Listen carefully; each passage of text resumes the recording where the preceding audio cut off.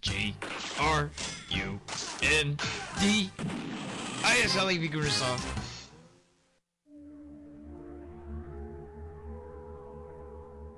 So you'd like to hear about how I got into this mess?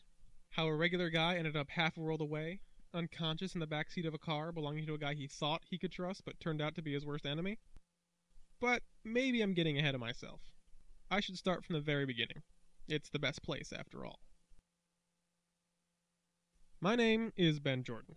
I was just your average college graduate, 22 years old, with no direction in life and a degree that got me nowhere except a sales job with a local bullseye. As a kid, I was in love with monster movies and anything to do with the paranormal. My family thought it was just a waste of time, except for my grandfather. Grandpa Arthur used to tell me ghost stories and legends he had heard while traveling through Europe in the 1920s.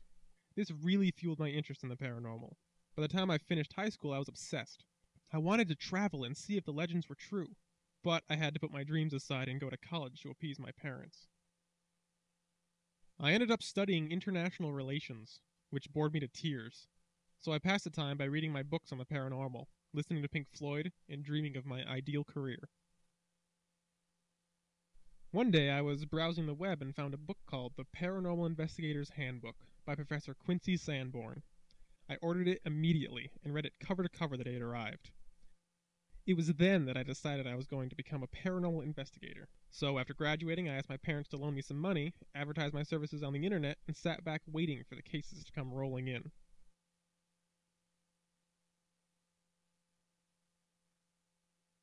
Of course, at the time, I had no way of knowing that the path I'd chosen was going to change my life, in more ways than one.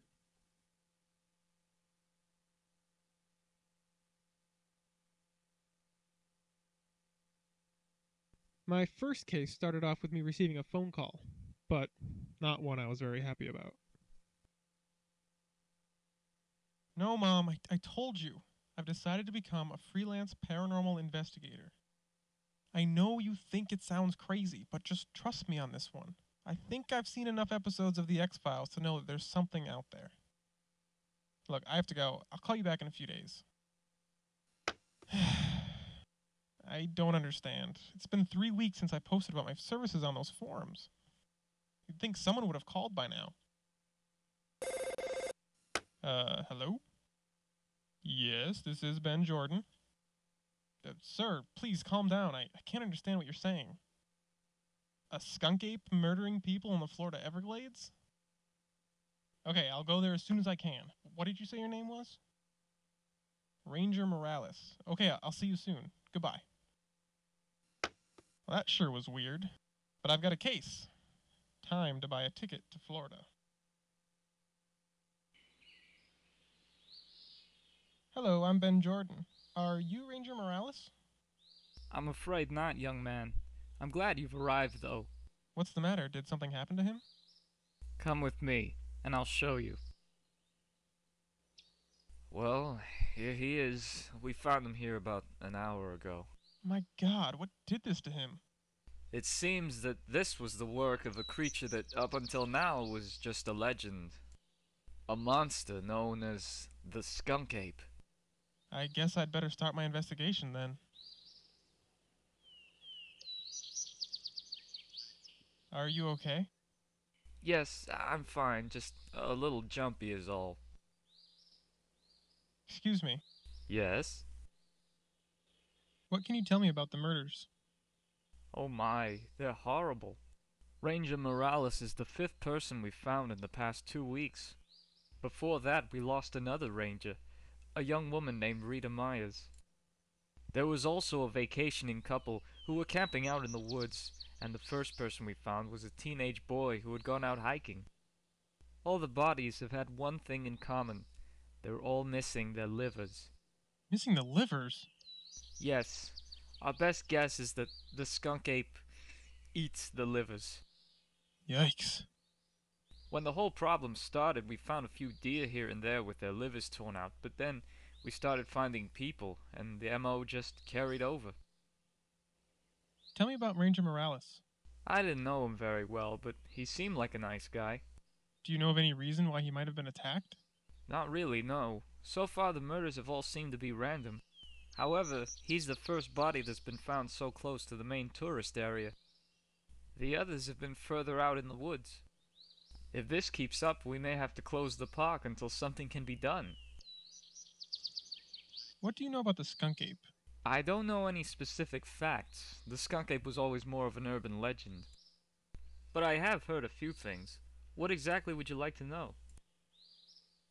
What is a Skunk-Ape exactly? It's similar to a Yeti or a Sasquatch, but we call it a Skunk-Ape because its trademark is a horrible smell. Some have described it as being a mix of rotten eggs, moldy cheese, and dung. That sounds unpleasant. It is, but the good thing is that characteristic will make it somewhat easier to track down. I guess. Has anyone actually seen the Skunk-Ape? The only ones who have are dead. So there aren't any survivors or anything I could talk to? I'm afraid not. So if you haven't seen it, do you know what it looks like? Not for certain, but the rumors of its appearance are all the same. It's supposed to be 7 feet tall, weigh about 300 pounds, and have a nasty temper. Glad I asked. Are there any other animals in the park that might be capable of attacking people like this? Not really. The Florida panther might be capable of it, but there's so few of them left it seems unlikely that they would be to blame. Besides, they usually keep to themselves. Have you found any evidence as to what might be responsible? The only thing we've found so far is a large footprint near one of the murder scenes. I see. That's all for now. Okay, This is a nice park you've got here. thanks. We rangers pride ourselves on keeping this state preserve as pristine and beautiful as we can. It's really a shame that our nation's wetlands are constantly disappearing. Yes, I agree. Can you tell me how to get around the area? Of course, this area isn't really that big.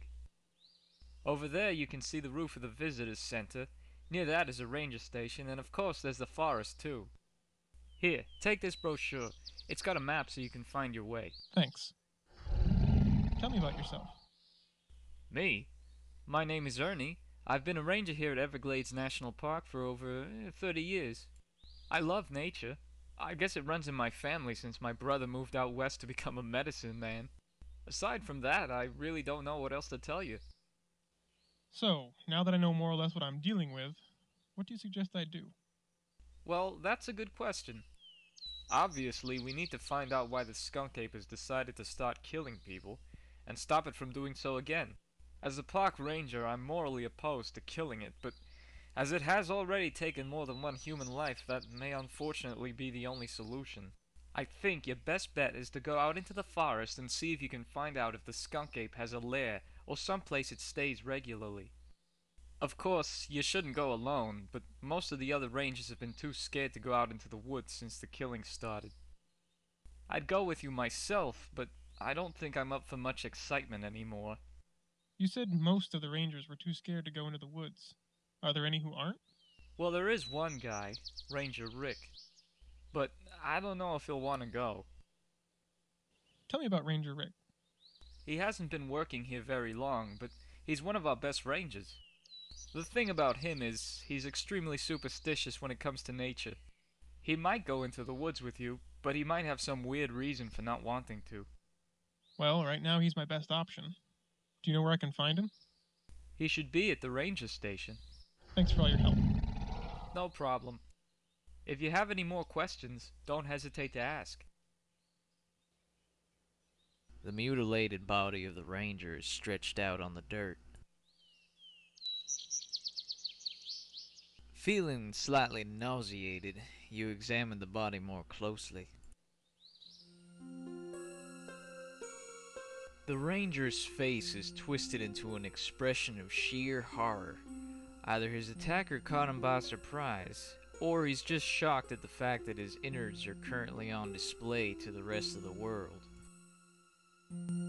The ranger's midsection has been torn open by whatever attacked him. Several of his internal organs are visible. However, you notice that his liver seems to be missing. The ranger's mutilated and blood-soaked body is stretched out here, the latest victim of the Skunk-Ape. There seems to be a tuft of hair clutched in the ranger's hand. Maybe he pulled it off the Skunk-Ape as he was being attacked.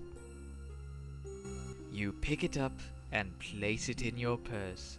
Did I say purse? I meant pocket.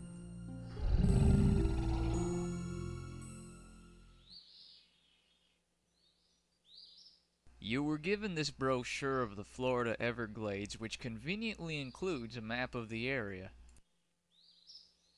You open up the brochure and look at the map.